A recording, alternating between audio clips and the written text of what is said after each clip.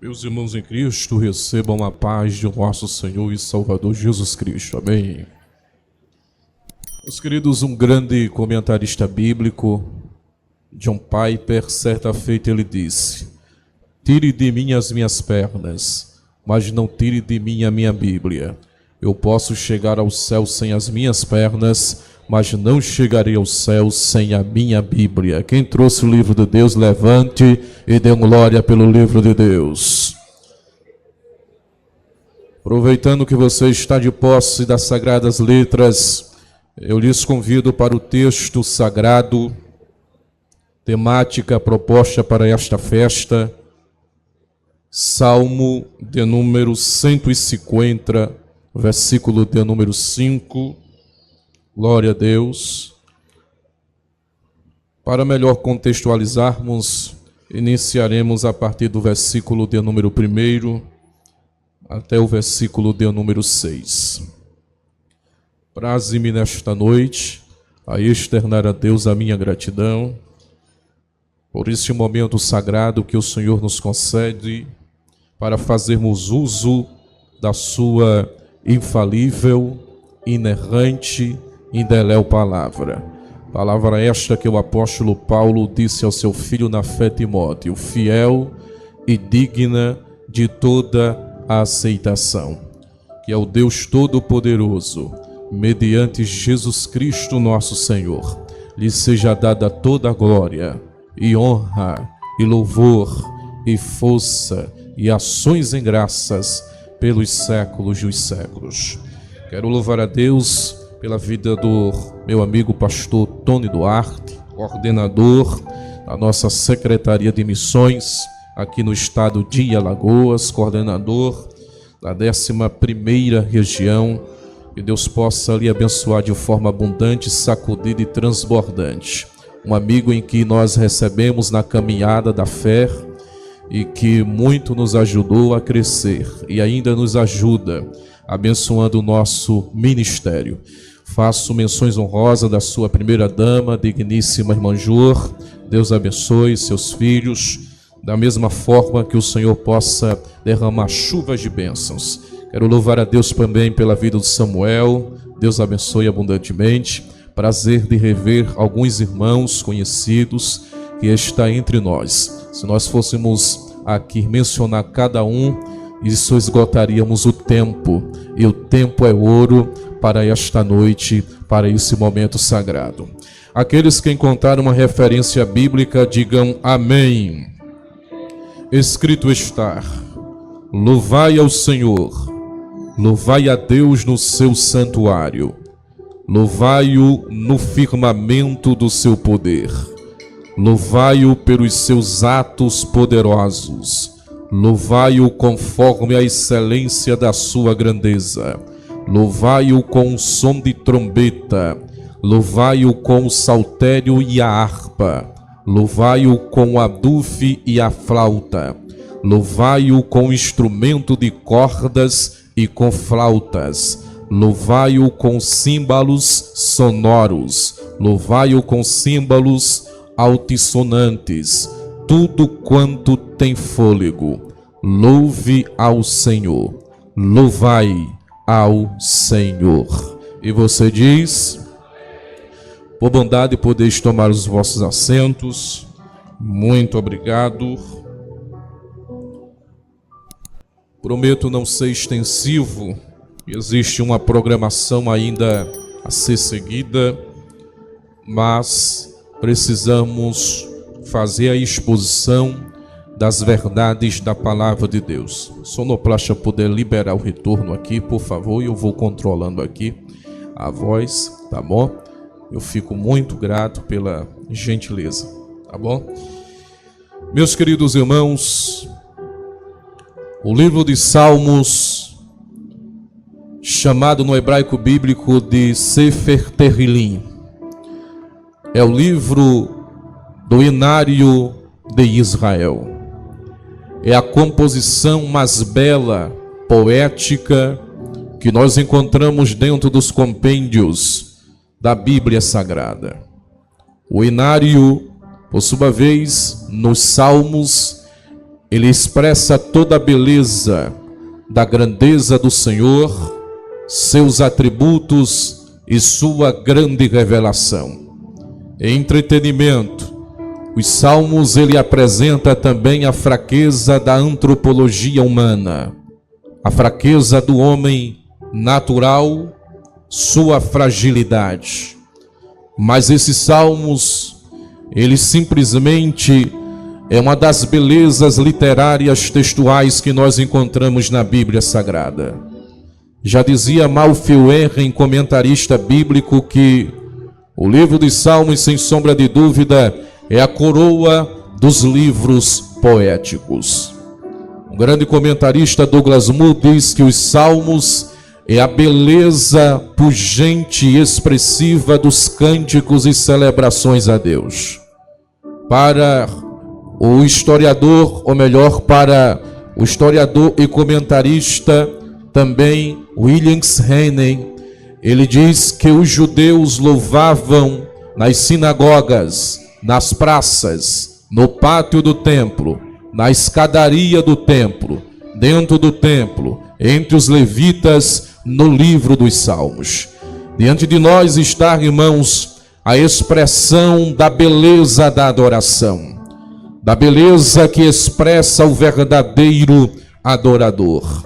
Mas este livro também é um livro que expressa a doutrina e também a tangência expressiva como aquele que deve marchar para a caminhada na Nova Jerusalém. Pois o capítulo de número 1 dos Salmos, ele faz a abertura dizendo bem-aventurados. A expressão que expressa feliz é aquele que medita na palavra, na lei do Senhor, de dia e de noite. É o único livro da Bíblia que toma seu início no prólogo da sua mensagem. Feliz é quem medita, quem está e que se apresenta diante da palavra do Senhor nosso Deus. Mas exatamente o Salmo de número 150, que acabamos de fazer menção, o último salmo dessa literatura poética. Ela apresenta para nós por 13 vezes a expressão, o vocábulo que é chamado de louvor. Aleluia. A expressão louvor, no hebraico bíblico, é a expressão que traduz-se a ideia como aleluia. Digno é o Senhor de receber a honra e a glória. Não obstante a isso, podemos entender que o Salmo de número 150 é a expressão do triunfo militante da igreja. É como se diante do capítulo 1 até o capítulo de número 49 fosse apresentado as fraquezas, as fragilidades e as necessidades humanas, bem como também a necessidade de buscar o Senhor nosso Deus. E, entretanto, se observarmos, o livro de Salmos vai apresentar também as necessidades vitais do ser humano, como o desejo pelas torrentes das águas, como, por sua vez, abraçar a presença do Senhor e, no momento da angústia, buscar o seu refúgio e o seu refrigério. É nesse aspecto que nós vamos perceber que o livro de Salmos ele vai fazer uma trajetória da caminhada da fé e daqueles que adoram o Senhor. Uma caminhada difícil, com muitos obstáculos, com muitos vendavais, com muitas tempestades, mas é no Salmo de número 150 que o salmista fecha o cano desse livro para louvar e engrandecer o Senhor, expressando-se por 13 vezes o vocábulo louvai, para mostrar a celebração, que no fim da luta, no fim da prova, no fim do desespero, no fim da angústia, no fim das muitas e muitas batalhas, existe um triunfo de vitória e de glória para aqueles que louvam o Senhor na sua peregrinação na face da terra. Então este Salmo de número 150, ele vai responder para nós as grandes perguntas de como devemos adorar o Senhor, e pelo qual este salmista tenta responder cada uma delas, fazendo expressões poéticas e apresentando uma inspiração divinal para trazer para nós a alegria na presença do Senhor. Pois as 4 perguntas como onde, por quê, como e quem são as perguntas elaboradas no texto. Onde louvar o Senhor? Por que louvar o Senhor? Como louvar o Senhor? E quem deve louvar o Senhor? A partir do versículo de número 1, expressa-se a primeira pergunta estabelecida pelo salmista aqui. Quando nós podemos observar na pergunta onde louvar o Senhor? Onde louvar ao Senhor? E o salmista, ele responde no versículo de número 1, louvai ao Senhor, louvai a Deus no seu santuário. Onde se deve louvar o Senhor? O salmista fala da conjunção, do ajuntamento do povo de Deus no templo. E o interessante é que quando o salmista, ele expressa que deve-se adorar o Senhor no santuário, ele tem, por sua vez, 2 visões sobre santuário no Antigo Testamento. O santuário aqui expressa o tabernáculo de Moisés, e o santuário aqui expressa o templo de Salomão. No tabernáculo de Moisés, que foi armado no deserto, era o lugar de adorar o Senhor. Neste tabernáculo existia 6 peças: o altar de holocausto, a pia de bronze, a mesa dos pães asmos, o candelabro, o altar do incenso, e no santíssimo lugar, a arca da aliança com a sua tampa chamada propiciatório. Neste tabernáculo, somente o sacerdote poderia entrar, e somente o sumo sacerdote poderia sentir pelo povo toda a temperatura, todo o calor, toda a presença, toda a Shequina de Deus, quando descia em cima da tampa do propiciatório, do santíssimo lugar chamado no hebraico bíblico de Kiddushá. Quando o sumo sacerdote sentia aquela temperatura e aquela presença, o povo no dia da expiação ficava na porta do tabernáculo chamado caminho, para receber esta bênção do Senhor pelas mãos do sumo sacerdote. Era ali diante do tabernáculo do santuário de Deus que o povo colocava a sua face entre a terra e começava a proclamar: só o Senhor é Deus, só o Senhor é Deus, só o Senhor é Deus. A expressão só o Senhor é Deus é a expressão de louvor e reconhecimento. Quem de fato Deus é para o seu povo. A expressão de louvor é a expressão cuja poesia celebra a grandeza do Criador, os feitos do seu Senhor, a manifestação de sua glória, pois há uma necessidade vital do adorador reconhecer quem é Deus, seu poder e sua glória. Portanto, nós podemos dizer que a adoração apaga o fulgor das necessidades humanas. A adoração apaga os sentimentos e emoções humanas, entretenimento para glorificar a grandeza do Senhor, para adorar o Senhor forte e poderoso. Louvor é uma direção para o trono da graça. Louvor, ele deve ser teocêntrico e cristocêntrico. Na poesia do louvor se engrandece a majestade do Senhor e humilha a vontade humana, pois o louvor é o reconhecimento de quem Deus é, de quem Deus faz e o que Ele pode fazer por cada um de nós. O verdadeiro louvor, ele expressa toda a glória do Senhor. Ele é o único poderoso pois Ele é o Senhor desta igreja. Segundo momento que nós podemos identificar para a expressão santuário, utilizado pelo salmista aqui, é o templo da casa do Senhor, o templo erguido por Salomão, aonde os levitas louvavam o Senhor no pátio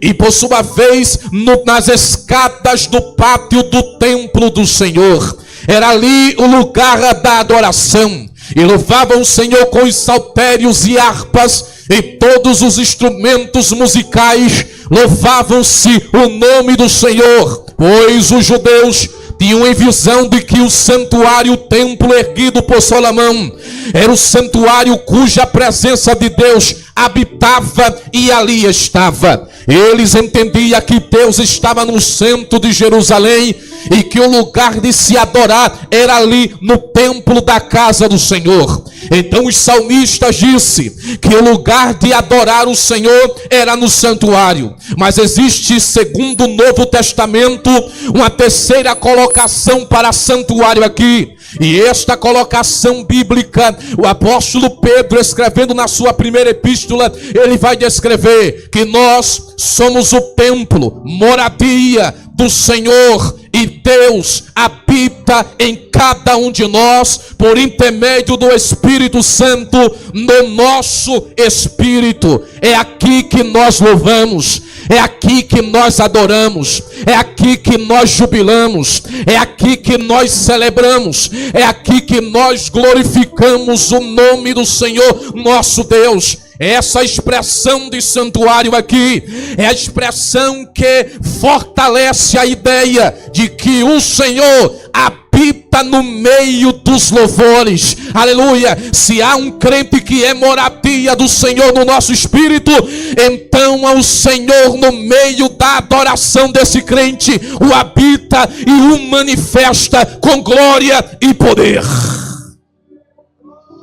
Aleluia! Onde se deve adorar o Senhor? No santuário. Mas a ideia do salmista aqui para santuário também era o ajuntamento, o corpo místico, a congregação que deve adorar o Senhor, o nosso Deus. Não há uma razão para estarmos aqui senão para adorar o Senhor, senão para louvar o Senhor. Se este não for o privilégio, o nosso objetivo, então estamos perdendo tempo nesta cerimônia de culto e adoração. Se nós estamos aqui nesta noite, é para glorificar a Ele, porque é Ele que é digno de toda a glória. A estrela que brilha é Ele, o nome mais falado aqui é o dele, e a pregação e o louvor é dirigida a Ele, para Ele e por Ele, porque Ele é o centro do culto. Aleluia! Adorar o Senhor no santuário é reconhecer o seu poder. Na parte B do versículo de número 1, ele vai explicar: louvai-o no firmamento do seu poder. Firmamento aqui é a expansão dos céus e da terra. É um convite que o salmista está fazendo aqui. Louve o Senhor, os céus e a terra.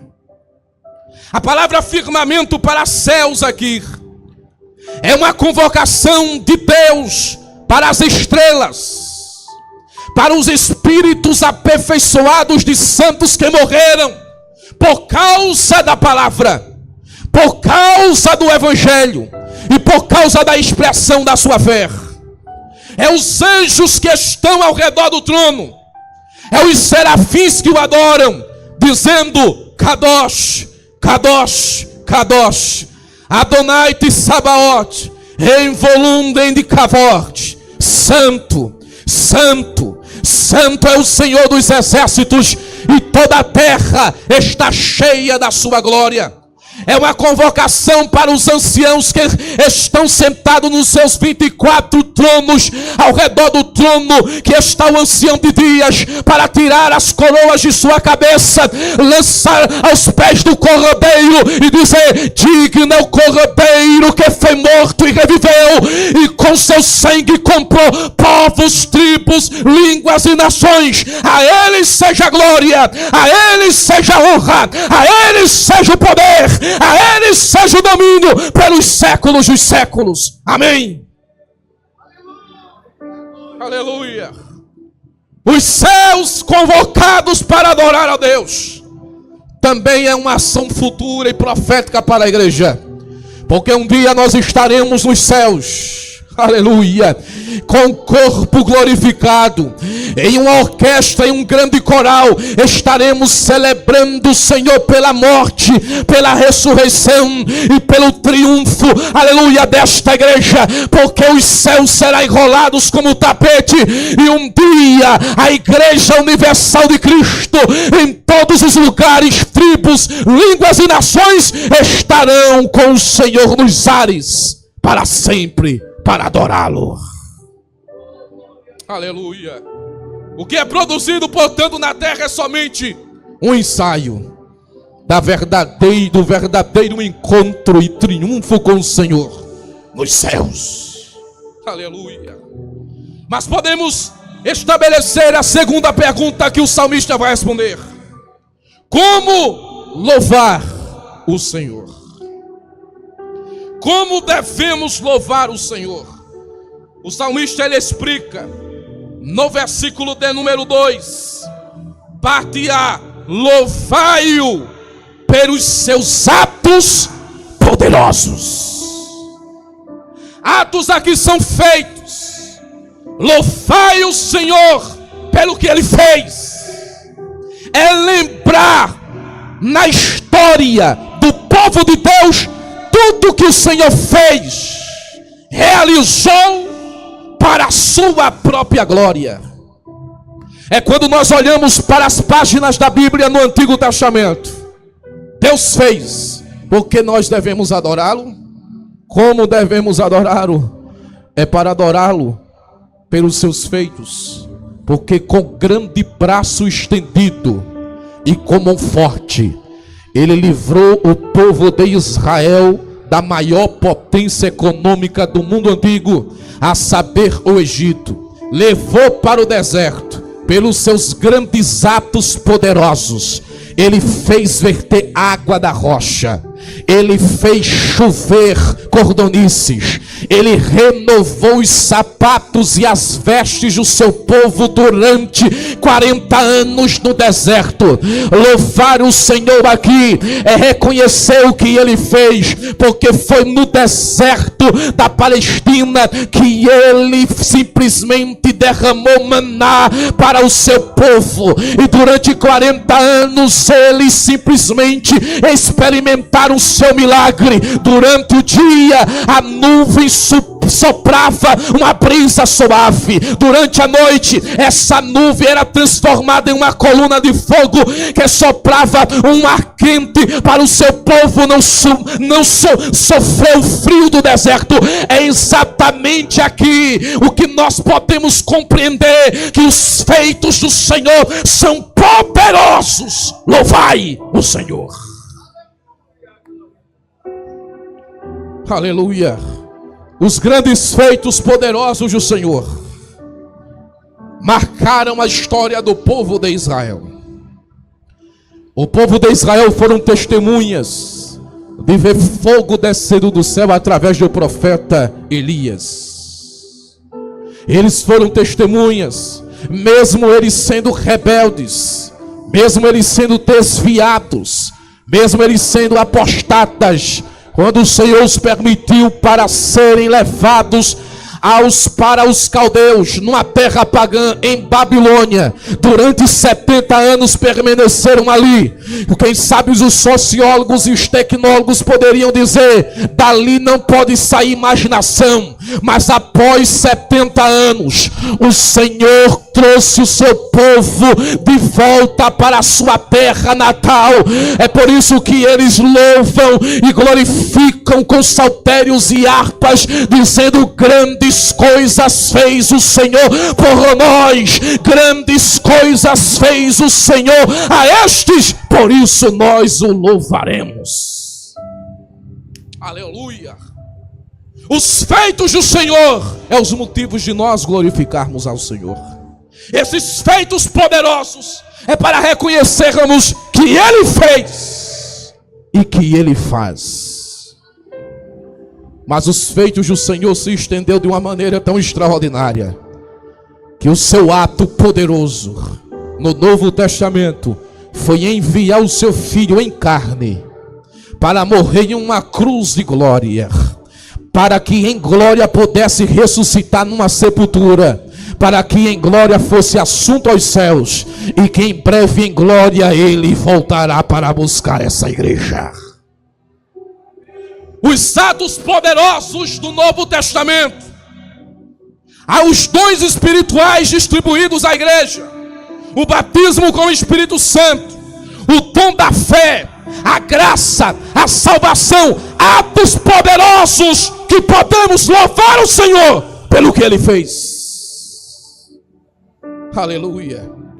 Se nós fôssemos abrir oportunidades a muitos irmãos aqui, certamente muita gente contaria os testemunhos do que o Senhor fez por você, quem era você e onde você está e quem é você hoje.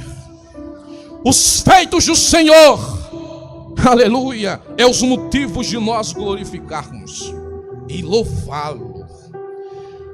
Também nós podemos estabelecer a partir desse princípio, a partir do versículo de número 2, a parte B, aleluia, quando nós podemos responder: por que louvar ao Senhor? Aí o salmista vai dizer: nós devemos louvar o Senhor pela sua grandeza.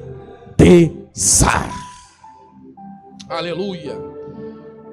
Esse tipo de louvor é consoante, revela a sua muita grandeza, o poder do ser de Deus revelado aos homens. Se no versículo de número 1 louvamos o Senhor pelo que Ele fez, o salmista diz: não somente pelo que Ele fez. Versículo de número 2: louvamos o Senhor por sua grandeza, pelo que Ele é. Aleluia. É a revelação consoante do ser de Deus. É o ser incomparável. É o Deus autoexistente. É o Deus imenso. É o Deus infinito. É o Deus eterno. É o Deus imutável. É o Deus onisciente. É o Deus onipresente. É o Deus onipotente. É o Deus transcendente.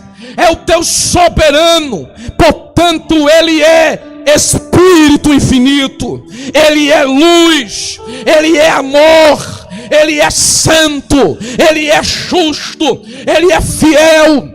Ele é verdadeiro. Ele é bondoso. Ele é compassivo. Ele é tardio em irar-se. Louvar quem Ele é revelar a imutabilidade dele. Aleluia. Pois Ele permanece o que é ontem, hoje e eternamente. Não é à toa que no Êxodo capítulo de número 3, no meio da sarça, no meio do fogo, o Senhor fala a Moisés: Moshe, Moshe, tira a sandália dos pés, porque a terra que estás pisando é terra santa. Aleluia. Louvar o Senhor é reconhecer a sua grandeza, e o reconhecimento da sua grandeza faz, por sua vez, a observação de quem somos nós diante dele: pequenos, pó, terra, barro, pedaço de barro. É o que nós somos. Reconhecer a sua grandeza é reconhecermos que nós somos dependentes de Deus. Quando Moisés, no meio da sarça, no meio do fogo, ele escuta aquela voz. Aleluia. A grande revelação do quem é o ser de Deus está aqui. Quando ele disse: Senhor, quando eu chegar no Egito e me perguntar quem me enviou a vós outros, o que lhes direi? Qual é o teu nome? E o Senhor disse: Ierra Asher Ierra Moshe. Eu sou o que sou. Trocando as palavras, eu sou, serei o que sou, serei. Moisés, eu sou aqui na sarça, serei lá com você, o que sou aqui, serei lá. Para onde você for, eu sou. Moisés. Em Apocalipse, no capítulo de número 1, o Senhor Jesus disse a João, aleluia, eu sou o Alfa e o Ômega, o primeiro e o último, aquele que é, aquele que era e aquele que há de vir, o Todo-Poderoso. Perceba que Jesus, ele faz um trocadilho de palavras de ordem, de tempo e de espaço. Pois se nós trabalharmos o nosso tempo, a estrutura temporal, aleluia, que nós conhecemos, vamos entender que o tempo é dividido em 3 lacunas: passado, presente e futuro. O que era, o que é e o que será. Mas Jesus, na sua imutabilidade, revelando a sua glória, ele começa dizendo: aquele que é. Do é, ele diz aquele que era. Do era, ele diz aquele que será. Porque ele é. Se ele sair do é para o era, ele é. E se ele sair do era para o será, ele será exatamente o que foi no era. Para onde ele for, ele simplesmente é. Ele é o eu sou. Será que nós podemos glorificar esse Deus Todo-Poderoso? Esse Deus imutável? Será que há razões de glorificarmos esse Senhor forte e poderoso? Sim, há razões. Isaías capítulo de número 40, versículo de número 12, ele vai dizer que ele é tão grande que as nações para ele são consideradas como uma gota de água dentro de um balde. Ele é tão grande, versículo 22, que ele se assenta na cúpula da terra. Aleluia. Ele é tão grande, mas tão grande, que no livro do Jó capítulo 38, versículo 35, ele chega para Jó, quando Jó questionou o Senhor por muitas vezes, porque o justo tinha que sofrer. Aí o Senhor diz: Jó, vamos fazer um trato. Eu vou responder as tuas perguntas, se você conseguir responder as minhas. Tá bom? Tá bom, Senhor. Aí o Senhor começa com uma matéria bem leve, falando sobre física. Aonde tu estavas quando eu firmei os fundamentos da terra? Aleluia. A grandeza de Deus não para por aí. Aleluia. Versículo 35. Jó, eu chamo, aleluia, os raios pelo nome, e eles se apresentam na minha presença, me respondendo: nós estamos aqui. A grandeza dele não para, porque está escrito no versículo de número 4 do capítulo 38 de Jó, ele firma os fundamentos. No versículo de número 27, ele que faz crescer os renovos da erva do campo. Aleluia. No versículo 28, ele é aquele que porventura faz chover, aleluia, na terra, e a terra é regada pela ordem do seu poder e da sua palavra. Ele é tão grande, mas tão grande, que Salomão diz que nem o céu e nem o céu dos céus pode conter a sua glória. Mas a grandeza dele é tão extraordinária, que a Bíblia vai apresentar a grandeza da encarnação de Cristo. ele sendo tão grande, ele coube dentro do ventre de Maria. Ele sendo tão grande, ele entrou dentro da casa da sogra de Pedro. Ele sendo tão grande, ele coube em uma cruz. Ele sendo tão grande, ele entrou em uma sepultura. Mas justamente por ele ser quem ele é, grande, ao terceiro dia ressuscitou. Se nós temos razões para adorar esse Deus, é porque a sua grandeza foi revelada a todos nós. E embora nós tão pequenos que somos, tão limitados que somos, tão pecadores que somos, tão fracos que somos, tão pó, tão cinza como somos, Ele nos ama, porque Ele enviou seu Filho para morrer por nós, sendo nós pecadores. Aleluia. Será que nós temos esse momento para adorar o Senhor aqui? Os motivos não param,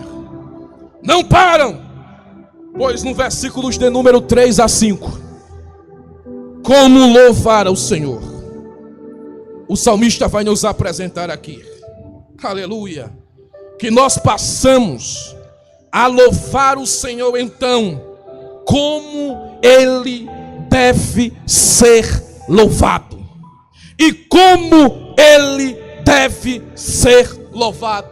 Se nós pegarmos os versículos de número 3 a 5, podemos observar que o salmista apresenta para nós 3 tipos de instrumentos musicais que foram empregados para louvor a Deus. O primeiro instrumento, ou os primeiros instrumentos, são de sopro. Ele apresenta trombetas e as flautas. Os segundos instrumentos são de cordas. Ele apresenta o saltério e a harpa. Terceiro tipo de instrumento é a percussão. Ele apresenta os adufes e os címbalos sonoros e retumbantes. Vemos aqui, portanto, a apresentação de uma orquestra completa. Como devemos louvar o Senhor? É com as vozes e com todos os instrumentos musicais. A cara séria. Como devemos louvar o Senhor? É as palavras poéticas ao som da melodia. É o toque dos instrumentos que tocam a alma, que nos liberam das toxinas que geram o cansaço do corpo, que refugia a nossa mente na canção do louvor. É quando louvamos a Deus em desespero que nós encontramos nele o refúgio e a alegria. Aí o salmista diz: não louve só com a voz, louve com todos os tipos de instrumentos musicais. Se existe a apresentação de orquestra, aqui está a mais perfeita e a mais completa. É o tipo de orquestra que louva para engrandecer ao Senhor. Pois nós estamos vivenciando um tempo na pós-modernidade, que a filosofia humanista está entrando até de muitas liturgias de cultos em muitos lugares nas regiões aí do Brasil afora. Cultos antropocêntricos. Cultos que o louvor é para o homem. Cultos cujo louvor é para massagear o ego dos homens. Louvores com indiretas para outros irmãos. Louvores que parece mais uma guerra de ringue do que cânticos espirituais. Tipos de louvores que somente rebolam o corpo e mexe com a carne e faz cócegas na nossa alma. Mas o verdadeiro louvor é os salmos, é o louvor da adoração, é o louvor da celebração, é aquele que reconhece quem é Deus e quem nós somos, o que Ele fez por nós. E o louvor que engrandece e o exalta é aquelas ações de graças que o Senhor recebe do seu trono de glória. Os louvores precisam centralizar-se na pessoa de Deus, de Cristo e do Espírito Santo. Pois é Ele que é digno de todo louvor e glória. Pois somente assim Ele habitará no meio dos louvores. Mas no versículo de número 6, podemos responder a quarta pergunta: quem deve louvar ao Senhor? Então o salmista diz: tudo quanto tem fôlego. A expressão fôlego aqui, no hebraico bíblico, é chamada de neshamar. E é a expressão cujo vocábulo para seres humanos. Mas ela é ampliada também para todos os seres viventes, criaturas vivas. E aqui está a grande revelação do salmista para nós. Quem deve adorar o Senhor? O salmista diz: os homens, os animais voláteis, os aquáticos e os terrestres, toda a criação, todos aqueles que foram feitos pelo Senhor, deve louvá-lo e engrandecê-lo, porque Ele é digno de ser adorado pelo que Ele fez. Aleluia! Nós podemos ver o eco do versículo de número 6 em Apocalipse capítulo de número 13, capítulo de número 5, versículo de número 13, que vai dizer: e eu vi a toda criatura que está no céu e na terra e debaixo da terra e que está no mar, e a todas as coisas que nele há de dizer, ao que estará sentado sobre o trono e ao Cordeiro, sejam dadas ações de graças e honra e glória e poder para todos sempre. Amém. Todos devem adorar ao Senhor. Aleluia. Essa convocação aqui é uma convocação extraordinária, pois louvar todo fôlego, todo aquele que tem fôlego, todo aquele que tem fôlego, louve ao Senhor. Segundo N.T. Whitney, ele diz: Deus nos chamou para sermos poemas vivos, que vivem, que respiram, que oram, que cantam. Nós somos o livro que revela a adoração viva, que respira, que ora e que canta. Mas nós podemos observar no versículo 6, que quando aqui o salmista diz: louvai-o, todo o que tem fôlego de vida, fôlego, louvai-o. Ele faz uma junção logo em seguida, no final do versículo, dizendo, repetindo o que ele iniciou no versículo 1: louvai ao Senhor. Aqui está presente a revelação triunfante do verdadeiro adorador. O salmo termina dizendo: louvai o Senhor. Louvai ao Senhor. Quem vai louvar? Todo ser que respira. E sabe quando isso vai acontecer? O salmista está cantando profeticamente, porque há de ser um dia que, quando o Senhor raiar nas nuvens do céu em glória, e quando Ele implantar o milênio nesta terra, todo ser que respira naquele dia louvarão o Senhor. O próprio apóstolo Paulo, escrevendo aos Filipenses, ele disse que toda língua confessará, aleluia, e todo joelho se dobrará, e vão dizer que Jesus Cristo é o Senhor, para a glória de Deus Pai. O final do versículo 6, do último versículo dos Salmos, é a apresentação triunfal. É o momento em que toda a terra louvará o Senhor pelas suas obras, sua grandeza, seu governo e sua redenção.